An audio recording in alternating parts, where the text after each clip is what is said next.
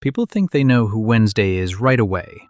They think she is dark, they think she is rude, they think she does not care about anyone. The idea forms quickly and settles in without effort. She feels familiar almost immediately. She does not smile when it would smooth things over. She does not react to jokes meant to include her. Her face stays steady even when the room expects a response. Most people land on a simple explanation. They say she is cold. They say she is strange. They say she is difficult on purpose. Once that label is placed, it feels complete enough to stop there. But that explanation is thin. It explains how she looks, not what she is doing.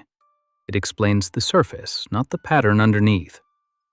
Wednesday does not enter a room and change it loudly. She does not interrupt. She does not compete. She does not ask to be seen. She takes a seat and remains exactly herself. She does not adjust her tone to make others comfortable. She does not round her words to sound nicer. When she speaks, the words arrive plain and finished, without padding. People are used to small signals, smiles that say nothing is wrong, laughter that fills gaps, quick agreement to keep things moving. These signals keep rooms calm and predictable. Wednesday does not offer them. She does not replace silence with reassurance. She lets pauses stay where they are. She lets statements land without softening them. This is often mistaken for hostility. It looks like rejection even when it is not. It feels like distance even when she is present and paying attention. What people miss at first is that she is not pushing against them. She is not resisting. She is not trying to make a point. She is simply not participating in the usual performance. She listens carefully. She notices more than she says. Her stillness is active, not empty. But stillness is hard to read, so people fill it in themselves. Because she does not explain herself, others explain her instead. They decide what her silence means. They decide what kind of person she must be. That decision feels comforting. It puts her back into a category. It makes her predictable again. It turns her into a type instead of a presence. So people think they recognize her immediately. They think the story is finished before it is really started. When Wednesday Addams enters a room, things do not stop. They keep moving, but not the same way. People notice her without looking at her for long. The room becomes quieter, even if no one asks for quiet. Voices lower a little. Jokes end sooner than planned.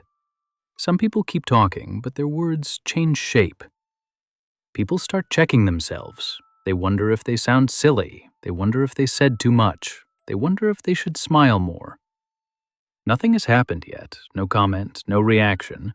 Still, something has shifted. Some people try harder. They talk faster. They laugh louder. They add extra words. They want a response from her face, but it does not arrive. Others pull back. They speak less.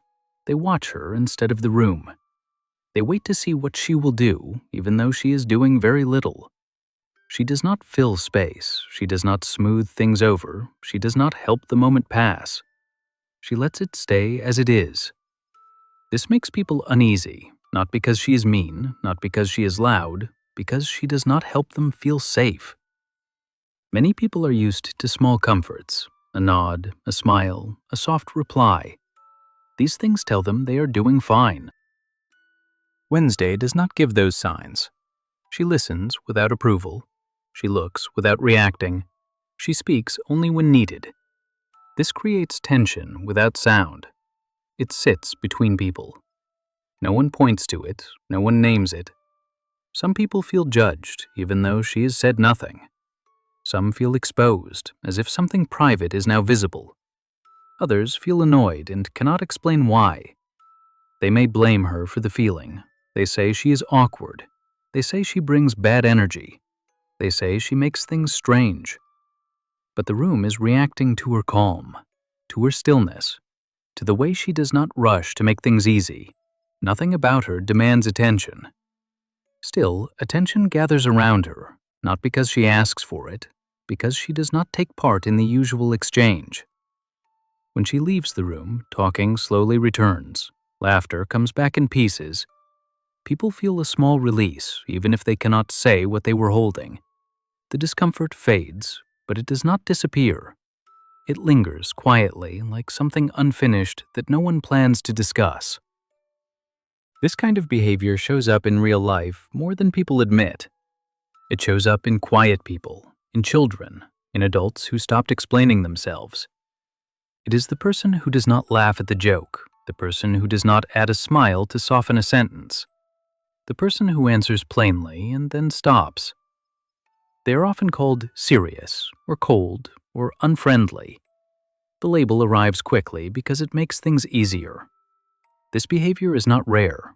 It sits in classrooms, in offices, at family tables, in group chats that go silent for a moment longer than expected. It belongs to people who do not perform comfort. They do not offer small signs to keep things smooth. They do not fill gaps just to fill them. Most rooms run on quiet rules. You react at the right time. You show you are listening in the right way. You help others feel at ease. When someone does not follow those rules, the room notices, not loudly, but clearly. People often accept this behavior by shrinking it. They say, "That's just how they are," or they treat it as a phase, or they wait for the person to change. Sometimes it is excused as intelligence, sometimes as attitude, sometimes as sadness. The explanation changes, but the reaction stays the same. Others learn to work around it. They stop expecting warmth. They stop waiting for approval. They adjust without talking about it. Over time, this behavior becomes familiar. It is not liked, it is not disliked, it is simply placed to the side. The person remains, the pattern stays. Everyone knows how to act around it.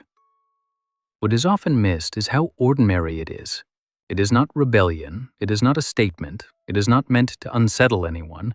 It is just someone not joining in the usual exchange. Someone choosing stillness instead of performance. Someone letting moments sit without fixing them. Because it is quiet, it is easy to ignore. Because it is calm, it is easy to misunderstand. Because it does not explain itself, others explain it instead. So the pattern continues. It repeats in new rooms, with new people, under different names. And each time it feels familiar, like something seen before but never fully looked at. After the moment passes, nothing looks broken. The conversation moves on, people talk about something else. The room fills again. From the outside, it seems normal. Later, a small weight shows up. It is not strong enough to name. It feels more like tiredness than emotion. People feel it when they are alone, not when they are busy. They think back on the interaction without trying to. A sentence comes back, a look, a pause that lasted a little too long. There is no clear mistake to fix. Some feel uneasy and do not know why. Others feel annoyed but cannot explain at whom. A few feel relief that the moment is over. Nothing was said that can be argued with. Nothing was done that can be corrected. That is what makes it linger. People may decide what it meant after the fact. They say she was unfriendly or distant or strange. The word changes depending on the person. Once the word is chosen, it settles. It makes the feeling easier to carry. It gives shape to something that had none.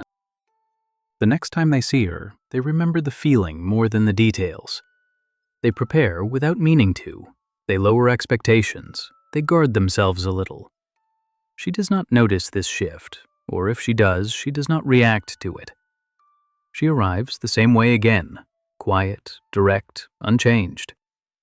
The same pattern forms, the same tension, the same silent adjustment from everyone else. No one talks about it. There is nothing obvious to talk about.